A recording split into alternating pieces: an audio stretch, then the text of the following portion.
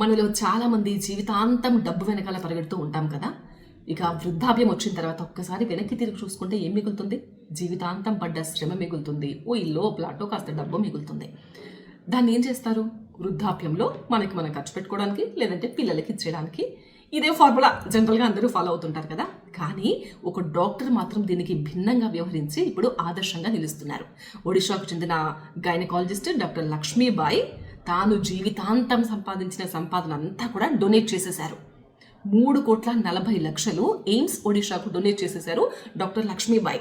నిజంగా చాలా మందికి ఆవిడ ఇప్పుడు ఆదర్శంగా నిలుస్తున్నారు. ఆమె ఒడిషాలోనే ఫస్ట్ గైనకాలజిస్ట్ కూడా. అలాగే మన ఇండియా నుంచి యూకే వెళ్ళి లాప్రోస్కోపీ శస్త్రచికిత్సలో ట్రైనింగ్ తీసుకున్న ఫస్ట్ గైనకాలజిస్ట్ కూడా తనే. ఎన్నో జాతీయ అవార్డులు అందుకున్నారు, ఎన్నో రాష్ట్ర అవార్డులు అందుకున్నారు, ఎంతో మంచి పేరు తెచ్చుకున్నారు. అవన్నింటికన్నా కూడా తన 100వ పుట్టినరోజు తాను ఇచ్చిన ఈ విరాళమే తనకు ఒక పెద్ద బహుమతి. ఇదే నాకు అన్నిటికన్నా సంతృప్తినిస్తుంది అని చెప్తున్నారు ఆమె. నిజంగా చాలామంది ఆశ్చర్యపోతున్నారు తాను చేసిన పనికి. 3,40,00,000 అలా ఉచితంగా విరాళం ఇవ్వడం, అది కూడా తన 100వ పుట్టినరోజు.